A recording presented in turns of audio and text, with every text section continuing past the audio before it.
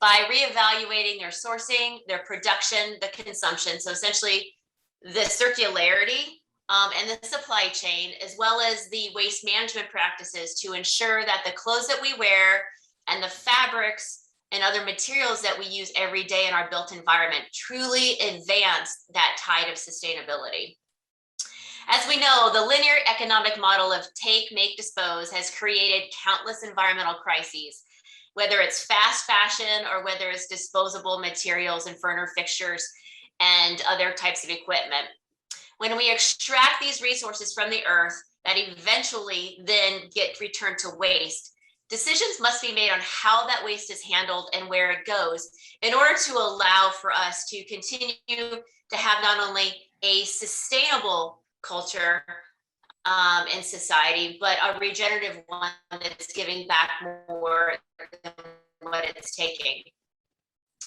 As far as our clothes and our carpets are concerned, most of these end up, unfortunately, in a landfill. The equivalent of one garbage truck full of clothes is burned or dumped in a landfill every single second. Consumers are purchasing nearly double the garments that they purchased in 2000, but are only keeping the clothes half as long. If we can shift our approach from a linear economic model to that of one that's more of a regenerative model, we can intentionally embed materials, processes, and systems that contribute to a healthier model of consumerism while still not giving up the things that we love about the consumerism in terms of its beauty and its functionality. And in fact, according to a recently released white paper by the World Resources Institute and the Apparel Impact Institute, over 100 apparel and footwear companies have approved science-based targets or commitments to set them. This is a major move in the right direction. And we have seen corporations make that move to being more transparent and to putting a footstep forward and looking at the responsibility that all organizations have towards this global issue. Having over 100 apparel and footwear companies have approved science-based targets, this is significantly an increase from just the dozen or so that we had about 3 years ago. And it's important, right?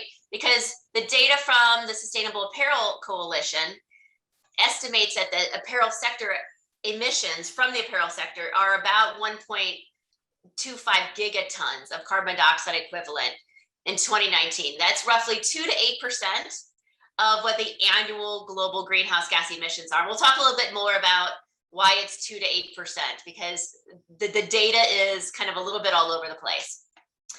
And that's why I'm so excited to have this topic for our November start.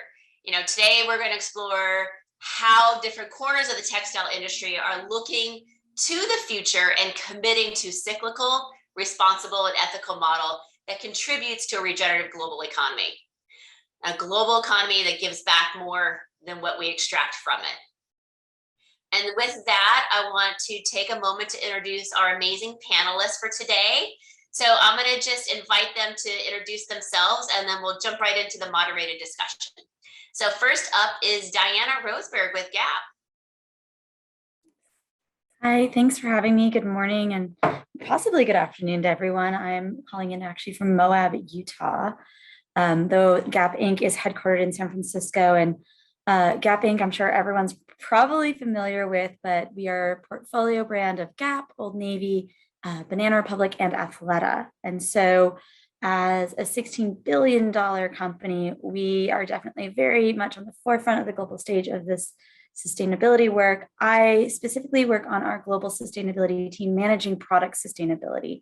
So that means that, you know, I have a background in environmental science and conservation, and these days I spend a lot of time looking at the full life cycle impacts of our products, from fiber, raw materials, manufacturing, you know, even to customer use and what happens at end of life. We have a relatively large team, so I'm really focused on the pieces that have to do with the product creation process, educating our brand, designers, developers, merchants, all the way to making sure that the claims what we say about sustainability, the claims we make are not greenwashing, are substantiated, are accurate, that we're not overselling what we're doing to the customers, but we're also making sure that we bring them along on the journey that we are diving into. Thank you, Diana. Next up is Tandria Willis. Tandria? Good morning, all. My name is Tangeria Willis. I am the owner of eCloset, which is designer consignment boutique in the Buckhead area of Atlanta, if you are familiar with the Atlanta area. I am also the founder of Atlanta's first Sustainable Fashion Week, which was held just last month, October 28th through the 30th here in the city.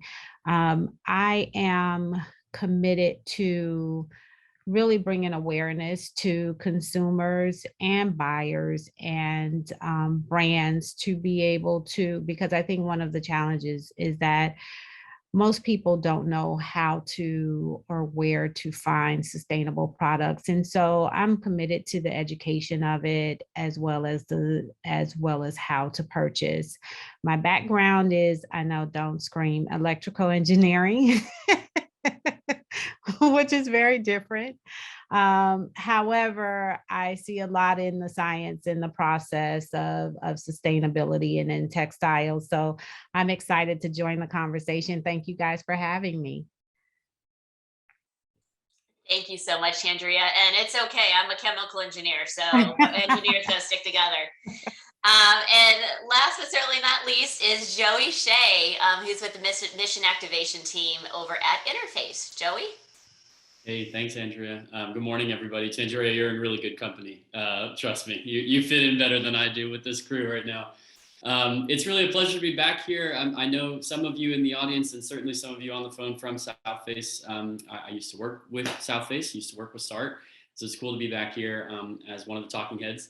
But Interface is gonna, I think, bring the perspective of the industrial supply chain in textiles and fabrics and kind of our piece of that, but specific to the built environment. And obviously we represent, kind of a purchasing perspective that spans a lot of different product categories within our built spaces. But the same challenges I think that we face, certainly that a company the scale of Gap would face with respect to changing supply chains or maintaining a kind of eyeball on sustainability with all the pressures of consumerism and quick turnover or whatever, definitely fits into the interior environment in the built space as well. And I'm really pleased to kind of lend our perspective on sustainability, leadership, market transformation. It's my pleasure to be here. So thanks, Andrew. Thanks, Joey. So the first question, we're going to start you off with a softball question. All right, so you ready? So this is for all the panelists, and we will start with Diana, and then Tandria, and go to Joey. So kind of in the same order that we did introductions for this first one. So what key challenges do we need to address in how we approach sustainability in fashion and textiles? Its impact on the environment and communities in terms of energy, water use, waste, as well as ethical challenges around child labor, and human rights. That's softball. I can't wait for the rest. Just everything you need to do. And I guess maybe from Diana, from your perspective, I think as a global, having a global supply chain, I think is maybe start from that perspective. Yes, and the perspective that Gap and other clothing apparel companies are using in order to hit sort of not only the environmental, but also the social issues of having a global supply chain. Absolutely. So, I've been on our team for 5 years. I started doing all of our sustainability reporting. So fortunately, I really know all the ins and outs of what we do. But when we talk about global sustainability, for us, that is not just the environment, that is human rights, labor, women's empowerment.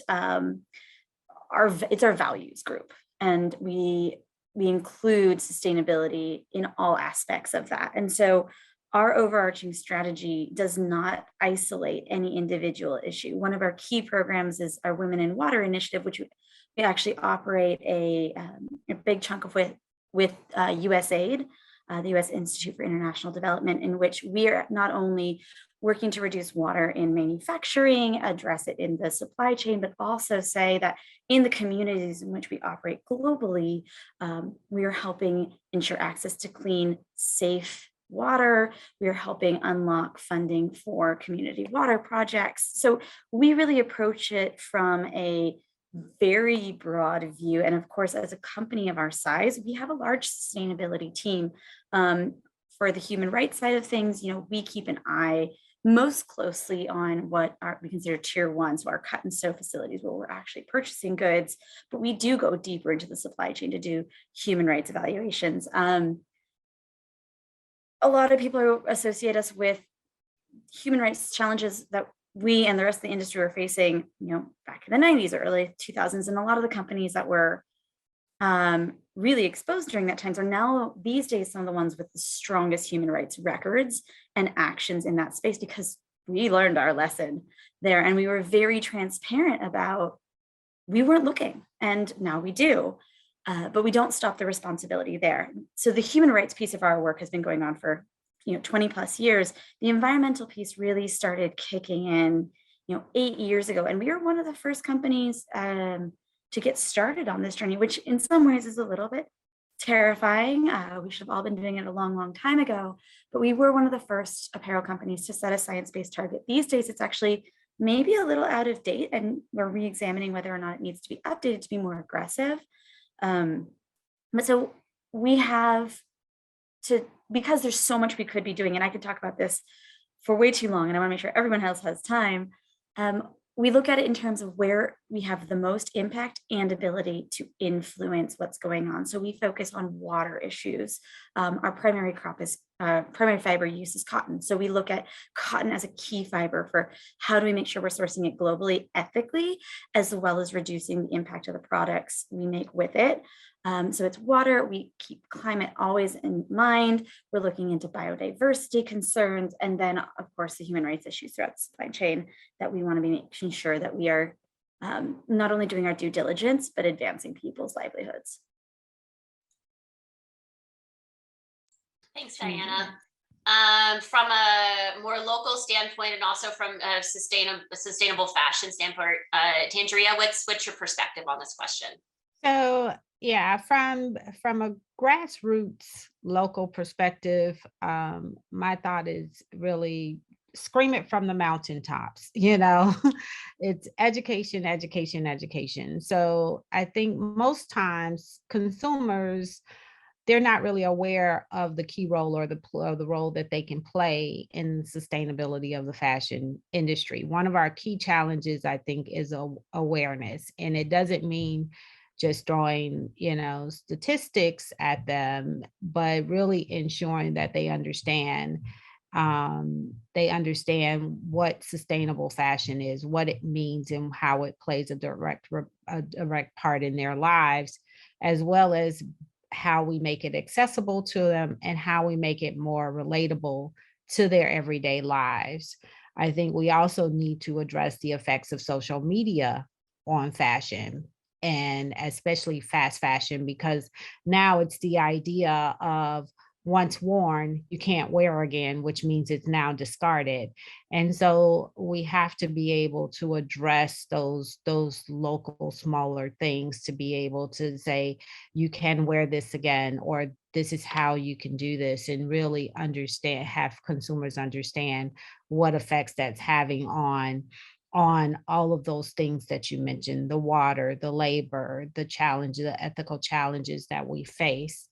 They say it takes 21 days to change a habit. Our key challenge is how we help consumers develop that habit of being really a participant in the sustainable textile community, in my opinion. That's my thought. Thank you. And Joey, I think Interface really started this interchangeable with carpet tiles back, many years ago. So what does that look like today for Interface? Excuse me.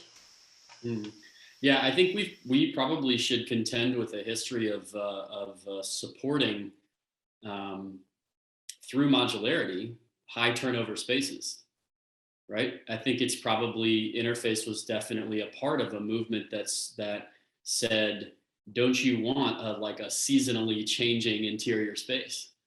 Don't you want something that refreshes every year or every other year? By the way, all of these companies, whether it's furniture, whether it's textile, like fabric or wall covering or flooring, the warranties for these things well outlast when we expect them to be turned over. I mean, in our industry, it's a 15-year warranty, and plenty of our stuff gets pulled up in 18 months. Right? Now that might be good for business in terms of revenue, but is that a sustainable model? So I think what I've thought a lot about recently, not just in my industry or at an industrial scale, but also I think it's a good question for apparel, is like what are we prioritizing around durability, in particular as a performance metric, and how is that having an impact on what we expect, how we expect the business model to run? So if I buy a piece of clothing that I expect to be able to wear for 20 years, but I get tired of it in 2, and it was high enough quality to last basically as long as I wanted it to last, but I get rid of it, like, are we choosing inputs, material inputs, ingredients, supply chain elements, to support a super durable product that is not expected to actually be in use for that long?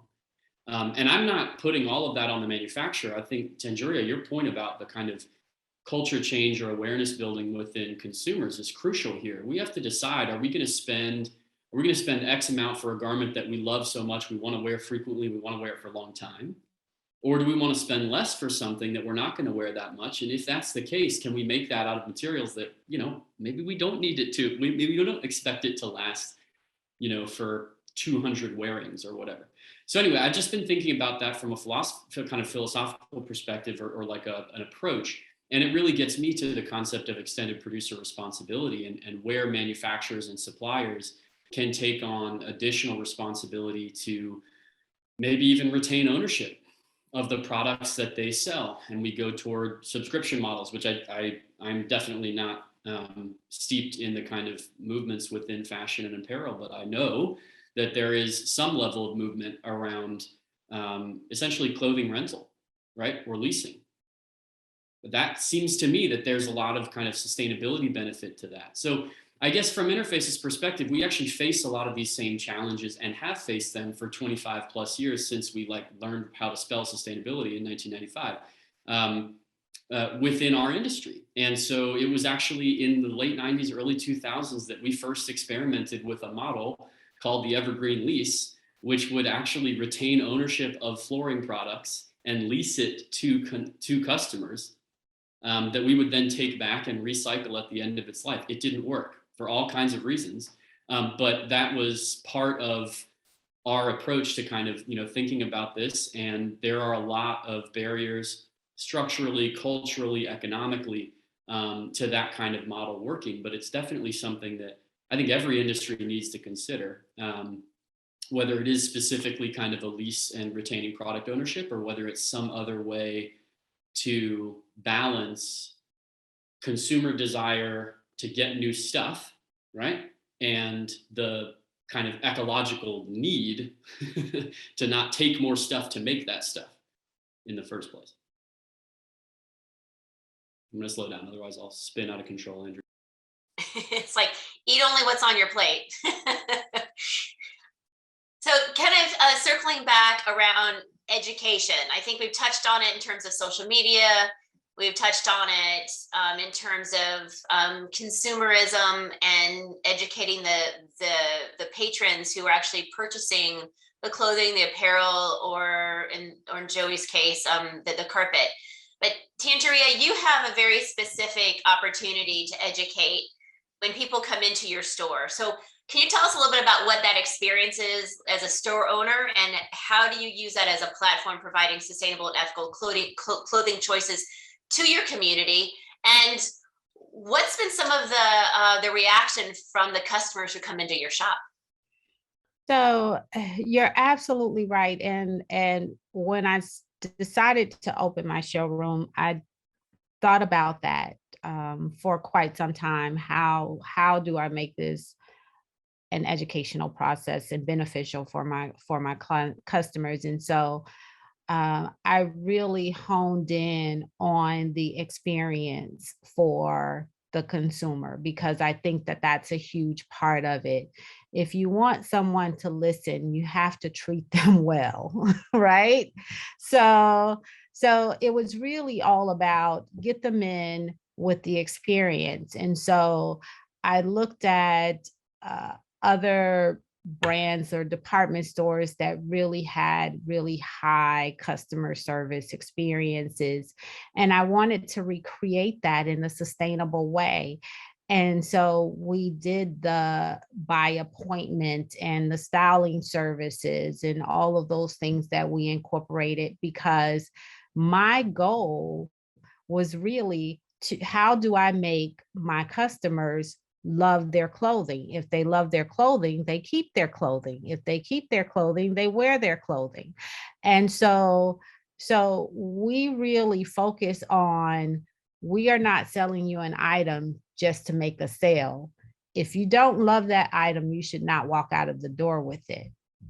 Because if you do that, then it's going to do the same thing in your closet. It's just going to sit there. And once it sits there, the chances of it making it to the landfill is that much more prevalent, because now you have something that you didn't really love, that you don't really like.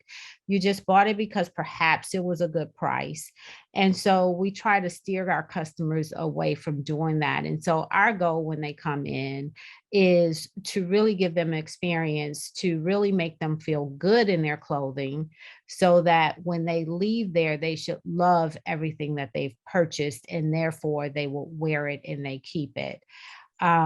We focus on that. We focus on the quality of the clothing. And so with those things in mind, we really create a direct relationship with many of our customers. We get to know them, we're invested in them. And so they feel, they have that feeling that we do care about what they put on their backs. And while we're doing that, we can also provide the education to what sustainable clothing is, because a lot of people, it's just the understanding of what is it. The word is thrown around quite a bit now, and so really understanding what it is, I think, is part of the process as well.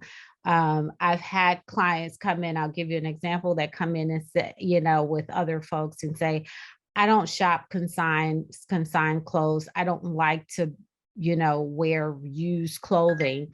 And so my comment sometimes is, just to get them thinking, like, is that really the case? Like, when you went to the retail store, do you know the life cycle of that clothing? Was it returned? Did someone not try it on in the fitting room? All of those things that you try to help people to broaden their thought process, when they're making their clothing decisions. And so doing that helps to extend not only the life cycle of the clothing as it's already been extended, because we only sell previously used clothing, but also at the end of it, the customers feel good in knowing that they've purchased something that they love, that they'll continue to wear, because it wasn't just they had an experience that allowed them to really understand their clothing choice, of how it looks on their body and how they can maintain it. But they also feel good knowing that they've extended the life cycle, and the fact that we also work with the community with our donations and donating to local businesses and local organizations that we know are committed to extending life cycle, as well as keeping the clothing out of the community. So I think as a small business, I have the opportunity to be able to do that. And I wish a lot of other businesses would do that as well, because if you look at it from an experience standpoint, and you look at it from helping consumers really buy clothing that matters to them in their wardrobe, then you automatically will extend the life cycle of that piece.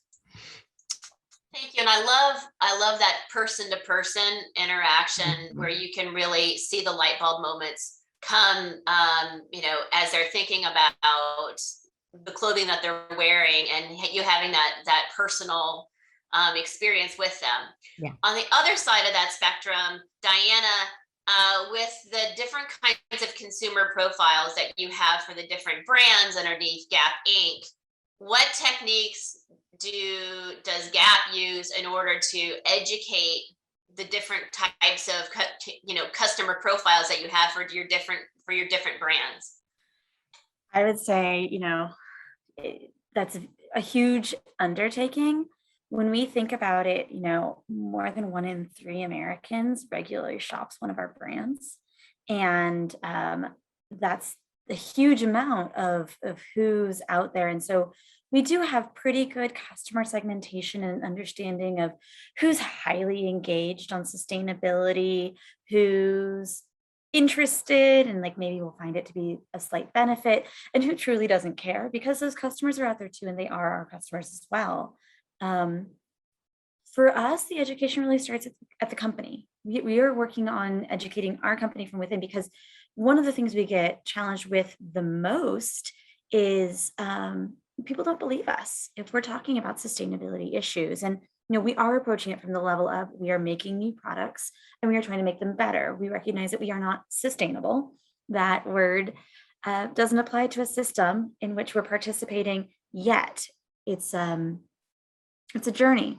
And so the way we really approach it is letting each brand speak individually to the customers in the way that is appropriate for that brand. So maybe, at Athleta, where you have, a pricier women's active wear, the demographic there is far more engaged. They tend to report higher, electric cars, recycling rates. They, will read their nutrition labels, and they will be, but they want one of those for their clothes as well. So for that customer, we're going to talk more about the journey and the idea of preserving, resources for their daughters or something like that. Whereas your Old Navy customer really wants to make sure that they're getting the clothes they need for their family quickly, effectively, in and out quite often. And so with that brand, it's really about telling the story of like, how do we make clothes more sustainable for more people? There's a big thing to say there about like the egalitarian, more sustainability for all approach to things. So we are going to approach it on a broader scale, but not push it quite as far. With the price points that brand sells at, we can't just jump into making it a very sustainable product. There is a lot to say about durability. One of the things we face in the durability world, going back to what Joey said, is that it's funny to me, I'll have people walk up to me and say, I love that you work at that brand. I have a pair of Old Navy shorts I've been wearing for 10 years. And I, give them a high five, because that's really cool. But what about all those people who their shorts could have lasted 10 years, but they got tired of them, or they changed size, or something else happens? And we, there was a question posed once of, you can put more material into making something more durable. That tends to increase the baseline impact of that product. If that product is not being used or resold or cycled back into the system the way Tanjuri is talking about, you are then wasting the resources that went into making that product more durable. So it's a little bit of a balance between helping people understand, like, buy things you love, wear them a long time, and what do you do with that item next? So the education we do, we're trying to figure out how to keep our message focused. Do we want them to know about our women in water work? Do we want them to know about why we're using recycled polyester? Do we want them to know about our circularity initiatives? Because some of our brands do have rental models or take back models. We're still working on that, quite honestly. There's so much we could cover, that one of the things we do face is a little bit of marketing discipline. What is it we want people to know? How do we get them to know that and associate us with that, and then build upon that foundation? So that's really the conversation we have regularly with our marketing team, in addition to educating our marketing teams and our merchant teams on what all this means for them. Because I used to run our education program, and I would sit down and somebody raised their hand and like, what is organic cotton? Why do we use it? Why does it cost more? And, sometimes you're starting at that level of explaining cotton has environmental and human rights impacts, and making sure that that baseline education exists inside the company is absolutely the first step before we can start telling customers, because that's really how you end up with things like greenwashing. Is there's nobody out there like, twirling their mustache of like, how can we trick people into thinking we're sustainable? You have a really well-meaning person who just doesn't personally understand it themselves. So starting there and then communicating that out to the customer is our major approach. Thanks, Diana. I'd like to kind of take a little bit of a shift in questioning and talk a little bit about what we're all been dealing with over the last, now feels like decades, but it's just almost 2 years, and with COVID-19. We have all started to feel the impacts of inflation. We know that there are hundreds of ocean liners that are waiting outside of the ports of Los Angeles and Baltimore, filled with consumer goods, supply chain, raw materials, all of that. We also know that we can't get some of the consumer goods that we desire because of backups in supply chain. So, Joey, I'll just start with you.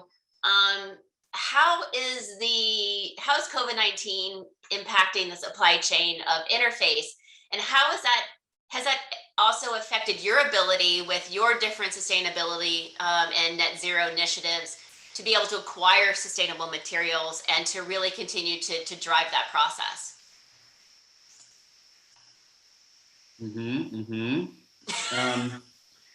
So for sure, we're all facing, I think the big one, honestly, for us is freight right now costs a lot of money. And it costs a lot of money because of the backups, and that literally is causing, this sounds crazy, but a shortage of containers. There's like a global shortage of those giant, basically semi-truck scale containers, because a bunch of them are stuck at docks.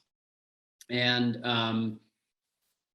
that means that just moving, whether it's raw material or finished product, which I would say is maybe even a bigger problem, to customers is more expensive and less predictable than really any business would like it to be, us included.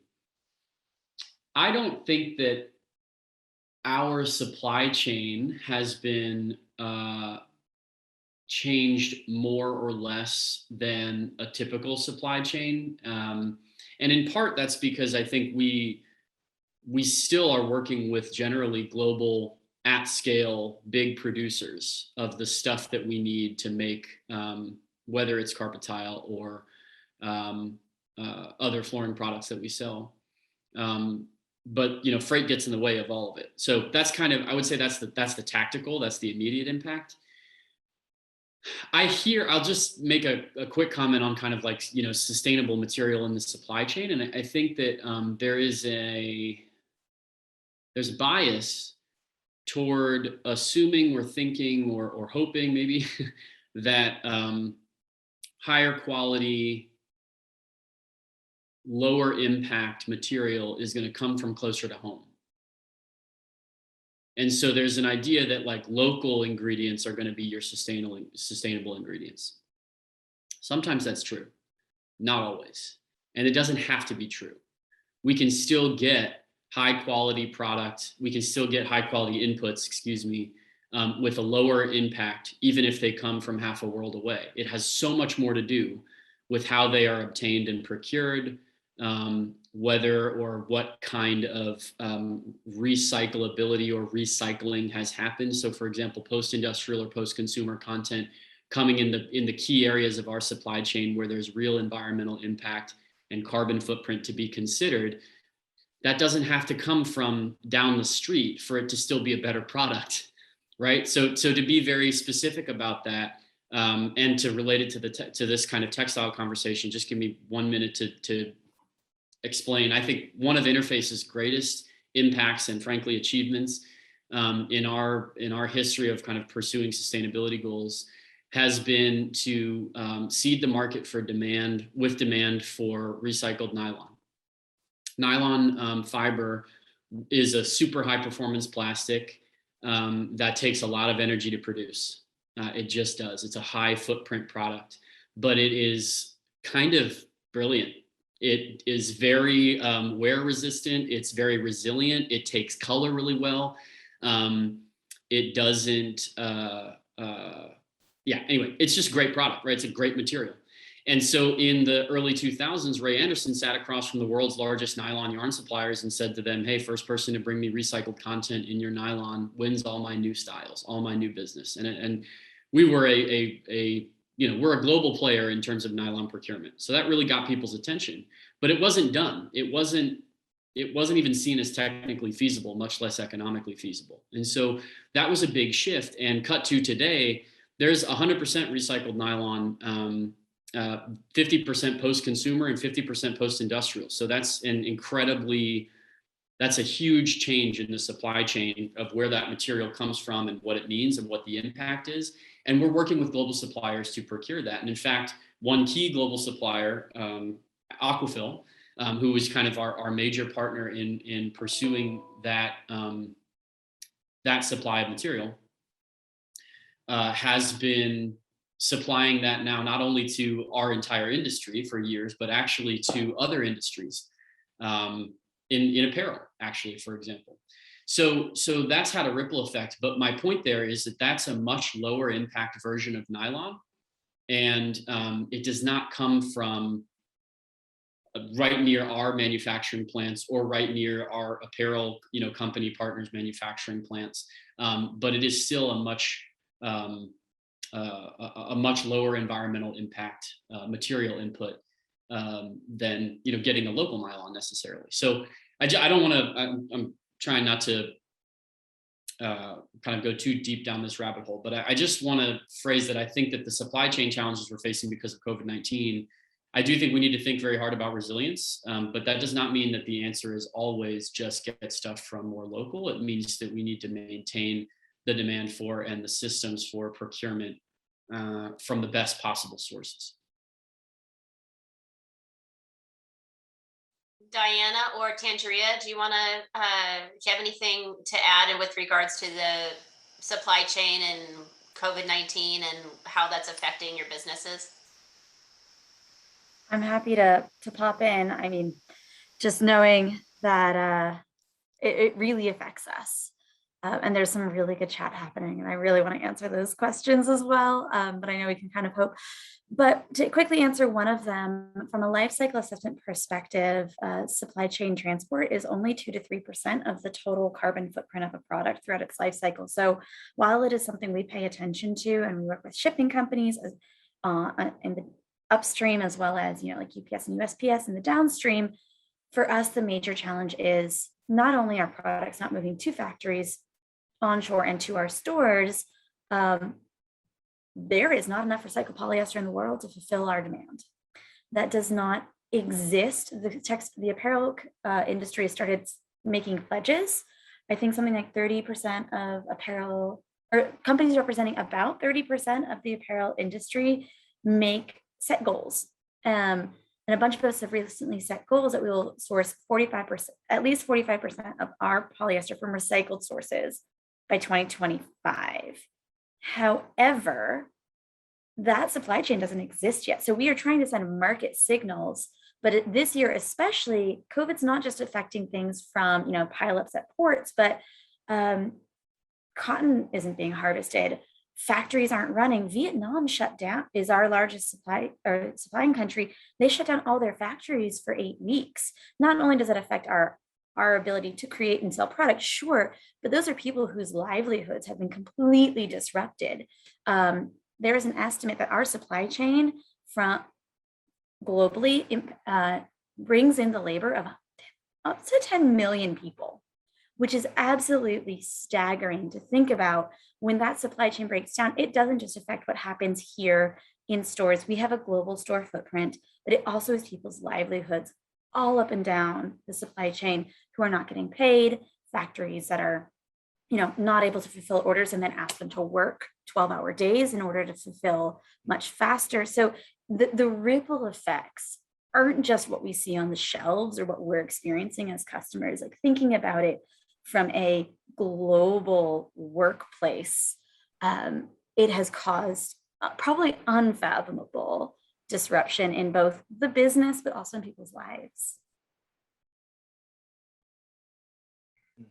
I think this is Tangeria. For me, I didn't have the supply chain issues being local and being a previously loved store. My supply chain is the consumer. So, for us during COVID times, that was helpful for me because I didn't have those challenges of not being able to get certain textiles in or certain things because they came from the closet of other people. So that was a blessing in disguise for us during the time. Andrew, I just want to say, Tangeria, I'm really glad you brought that up because I think that makes a really strong case for, products that come from 100% recycled material wherever possible. And right now, that's not totally possible for us. Close on carpet tile, but still not. But I think that's just from a kind of like sustainable manufacturing standpoint. What does it really look like to not have to draw on raw virgin material? Yes, Yeah, absolutely. Absolutely.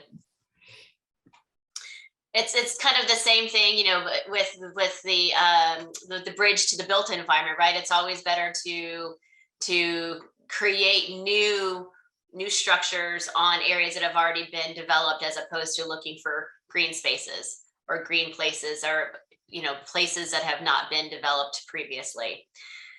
So I know we've got a ton of really great questions in the chat. So I want to, I'm going to leave one last question for our panelists, and then we'll jump over to the questions. What is a single idea, solution, or thought that gives you hope that efforts in sustainable fashion and textiles can actually achieve a regenerative future?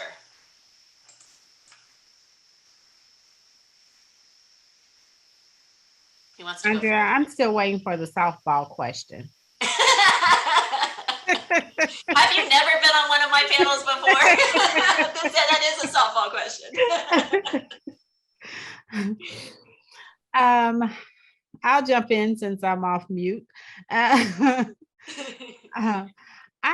think, it is the thing that gives me hope is that I think people are starting to take notice.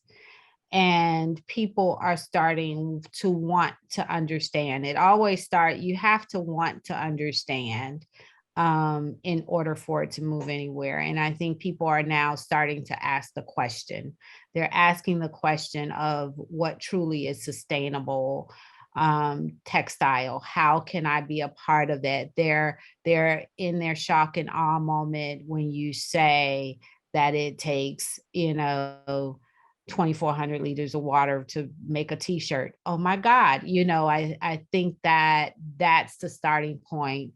It starts usually with the shock and awe of the disbelief for it to move. And that's how I see that gives me hope. I'm happy to pop in as well. And I agree.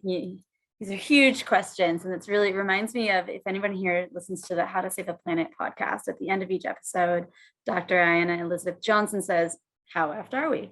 And so what does give me hope is the absolute breadth of interventions that just not only we are taking, but the whole industry is taking. Like I am working with the USDA and series on regenerative agriculture that has participation from some of the biggest food and apparel companies in the world, because we are starting to say, how do we support farmers in transitioning to a world in which not only can they grow crops in a more sustainable manner, but they also get paid to do that. For carbon sequestration, is the science good enough? We're working on it. But also, how do we create climate resiliency and water resiliency in the countries where they don't have as much government intervention happening? So how do we create that in India? How do we create that in Pakistan, China? Like viewing that whole suite of interventions that we're working on, and other apparel companies are also working on, is really encouraging to me. as well as the engagement. Working in sustainability, I can tell a lot of people in this room have probably been in this space for a really long time. And I don't know about anybody else. I've been in the world for maybe about 10 years of my career. And I'm finding that in the last 2 or 3 years, it's kind of like that cliche of like, we took our glasses off and took our hair down, and everyone's like, oh my gosh, you're amazing. And we've been here the whole time, but all of a sudden, like, our CEO is involved. She is speaking on panels with CEOs from all other companies, down to the designer level. And the young generation coming in, it's not a nice to have, it is an essential component of whether or not they will work for your company. And the more that that's understood as an imperative and a way to attract, retain talent, the more it starts really, really making sense as an essential component of the business. So that kind of attitude shift took a little too long, in my opinion, but it is happening rapidly. Those are awesome answers. I'm going to try to give a record time answer for me, which is not saying much, but real quick, whenever I'm asked this question about like the kind of environmental challenges that we face, my answer has been for years, and I think my answer will remain the youth movement. The younger generations, the way that they are seeing the world, wondering about the future, what they expect of anybody who wants to do this work is so astronomically beyond what I grew up witnessing and what I saw being expected of companies, of governments, of nonprofits. It's awesome. And I don't think we can know, I don't think we can predict the power and the influence that will have over time as these people who grew up school striking for climate enter the workforce and enter leadership positions or influence politics or continue to lobby with Henry and Citizens Climate Lobby and all these groups, right? The other thing that I'll say is I was sitting in a room with at Epson Group's new office space downtown 2 years ago. And it was a conversation about like sustainability in the built space and materials, and kind of the topic of transparency got brought up. And it's a really kind of common and key approach to understanding sustainability in our industry in particular. And somebody said, unbidden by anybody, well, as a specifier, what am I supposed to do? It's like everybody has a sustainability story now. I mean, look at the flooring industry. Everybody is doing so much good work in the flooring industry with respect to sustainability. And I thought at that time, I was working for Interface, I was just like, Ray Anderson would have been rolling around on the floor if he had heard that in the, because when, he started this journey in the mid 90s, it wasn't just a conversation about, it wasn't a conversation about sustainability and kind of complicating it. It was considered a liability, right? To even talk about this. So it reminded me in a very encouraging way, and one that I hope is encouraging to all of you, just how quickly an entire product category and material has moved, and just how far it's come in the space of like one half of one career in 15 to 20 years. So I think that we have longer to go than we have come. I agree with that. But boy, humans can move fast when they choose to. They can change things in a hurry when they choose to. And we're ready for that kind of punctuated equilibrium for sustainability and for climate action. Thank you, Joey. All very good answers. And I think it's really important, right? Because it's a little bit of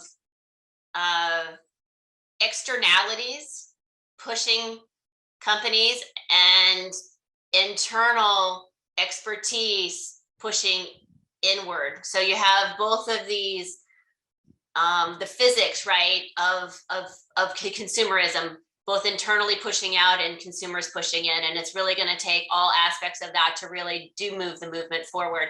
But I think each of you said this in your own way, is that as consumers, our choice of wallet, right, the percentage of money that we use to buy the different textiles or clothing that we need, we have a choice. And as consumers, we need to educate ourselves, but also for those who care about this, which all of you do, we also have the responsibility to educate, or at least point people in the right direction so they can educate themselves. So I loved all of your answers. The first question that I want to address is for you, Tandria. The clothing that you sell in your boutique, does it have to meet a certain criteria, i.e. be at a certain condition, made of a certain type of fabric, etc.? Sure. We focus on extending the lifestyle extending the life cycle of clothing. So condition, yes, because it has to be sellable. But from a standpoint of, i.e., certain fabrics and the other criteria, no, we don't focus on that because we want to make sure that the clothing do not wind up back in the landfill. And so, there may be clothing that are of quality, may not have been made with recycled materials, but they're quality clothing. They're vintage. They could be vintage. They just could be quality, and they still have really good life in them. And so we want to make sure that those are able to go into another home, and not end up somewhere where it can be harmful to the community. Hopefully that answers your question. I was on mute. Absolutely, thank you. You would think after 2 years of this, I would know to unmute myself. I think the next one, Diana, we'll send it over to you initially. There's been a lot of progress regarding size inclusivity, but we have still a long way to go. I think and hope that the future of sustainable apparel is one that's customization as off-the-rack clothing often don't fit too many body types. I'm curious to what the speakers think about this movement. Absolutely. I saw that one come in. I got kind of excited that I get to answer that one. It is absolutely true that humans come in a vast array of shapes and sizes and details, and that off-the-rack clothing can't fit most of us just by the nature of how unique and individual we all are. I have been on one side of that, and know that I actually make a lot of my own clothing because so much has historically never fit me. From the perspective of our brands, I will say that we recently launched bod equality. And finally, after many, many years of not having enough sizes to cover everybody, we cover size 0 through 30. And we have recently launched that because, knowing that there's a lot of engineers in this group, it is not just a matter of scaling up patterns. Things have to be completely redesigned, recut, retested. So this isn't necessarily a good excuse from a company perspective, but it was a lot of work to make sure we got everybody covered. And we are very, very glad that we have. So far, we've launched it for women. We need to get that ready for men as well. And so that's one way of making things fit off the rack. Customization, I will say, I personally don't know a huge amount about, but what we have done as a company is our sustainability team is in the strategic growth office, which is a very interesting choice from a sustainability person's perspective. But some of the recent acquisitions we've made kind of help make this make a little more sense. So we recently purchased a digital fitting program called Draper that allows you to put in your own body shape, size, and measurements, and will allow people to, instead of customizing the garment from the outset, which is actually very resource intensive if you're thinking about the fact that each garment needs to be custom made for each person, you can figure out using software whether each individual garment will suit you or not based on your shape and size.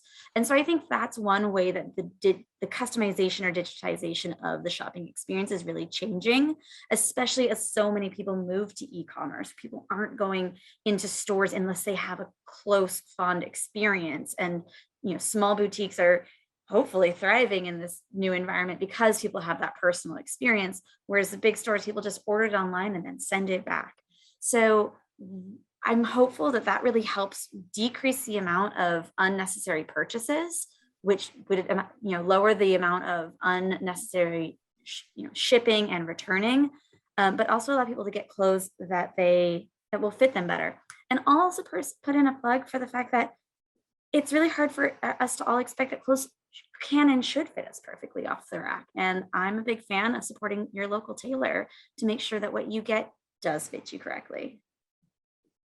It's called Draper, and DRAPR. Can I just jump on and can Absolutely. I take it back to Diana, because I think that what you said is really critical, especially in the customization and the sizing and from the standpoint of resale. But a lot of designers now are also starting to do more 3D modeling and 3D patterning so that they can be more size inclusive. And so while you're right, we do have a long way to go, there are a lot of people, a lot of designers are now focusing on how they do that and eliminate the waste of patterning and cutting out in fabric waste in that manner. So it is coming. We do have some work to do in it, but it is on a path to being very accessible soon. Thank you for that, Tandria. One last question. It's not a softball. I'll just put it out there. Both in the materials part of the built environment, as well as in the apparel and textile environments, chemicals, red listed chemicals in particular, and also just material safety of different types of additives have become a much larger and deeper topic. So whether it's chemicals on your carpet or whether it's chemicals that are in our clothing, what, I guess from different perspectives, what the specific question was, when your companies are alerted to a chemicals issues in your supply chain, what steps do you like to take, or what steps can you take? And do you pull the items while doing further research? So whether like it's BPA or whether it's formaldehyde or whether it's other kinds of red listed chemicals. I think that could be for any of the panelists, but maybe Joey, we'll start with you. Can I start, because I would actually love Tangeria and Diana's reaction to what I'm going to share, which is that poison is good. No, I'm kidding. So yeah, I think it's really critical to balance whatever sustainability goals we have with an understanding of their potential health risks and also kind of like measurable impacts in all kinds of ways. So what I'll share is that, without getting into the particular materials, chemicals, inputs that we use, because I don't want everybody to go to sleep. When Interface is considering product design and development, we start with what we call our 3 lenses of health and materials. And those 3 lenses are embodied carbon, circular economy, and green chemistry. And I think that the green chemistry piece is what our industry, interior products in particular, has focused on far and away the most. That's the movement around transparency. That's the movement around red listed chemicals and elimination of chemicals of concern from the entire supply chain. And there's good reason to go that direction, but it is not a holistic approach to sustainability. It's just not. And so the benefit of introducing these other 2 lenses, and there are others that we should consider layering on, and this is where I think I would love, Diana and Tangeria's reactions, because I think it may be different in a business to consumer model, is we should think about whether the materials that we're using are driving climate change out of control. We should think about whether they are only ever going to create waste. And just because something does not have a particular toxic input or potentially toxic input in it does not mean that it should get a pass for creating a ton of waste or driving up carbon emissions in the atmosphere. And with that in mind, we have stuck with certain materials, in particular PVC, which I'm sure some of you are familiar with this conversation with Interface or with other flooring manufacturers, for our standard backing and carpet tile, because it is a highly recyclable material, and because we know it well enough, the industry knows it well enough, the global economy knows it well enough to actually manage it responsibly in the supply chain. And so if you can mitigate the risks associated with the use of vinyl, but you can also take it back and continue to make new product out of it, that's for us, that's where we've done that kind of balance and decided we keep this product in our supply chain so that we can continue to remake and reuse it, continue that to keep that material in technical loop, so that we're not introducing the risks of brand new virgin production of either that material or some replacement, plastic, for example. And so I guess that's the kind of philosophy that I would hope would be kind of compelling for other industries or other product manufacturers. That's our specific example, and that's really the bugaboo in carpet tile, not even in flooring. We should be very clear, because vinyl is perfectly fine in all kinds of flooring industries, and all kinds of flooring categories. But in carpet tile, it has really been targeted. So I just think it's worth kind of saying that and explaining that that's how we think about the balance. And so then, when it comes to kind of taking product back to do testing on it, I think that's a little different for us as a commercial entity rather than to consumers. So I don't have much of a perspective on that. Yeah, I mean, we're not getting reports of people having horrible rashes, for example, because they were walking on our flooring. And so if that were the case, yeah, I think we'd be in a recall situation, but to my knowledge, that's never happened. So. Thanks, Joey. Should I happen? I know that question was directed my way, and I'm, of course, furiously trying to text my chemistry partner, because this is something I hadn't heard of. So I will give you my awareness and perspective with the understanding that we have a chemistry team who is definitely working with this specific BPA concern. What I know of our process is that we have a restricted substances list that is a legal requirement to some degree. We go above and beyond what is legally required, knowing that is sometimes not very strong for what can be present in end use applications.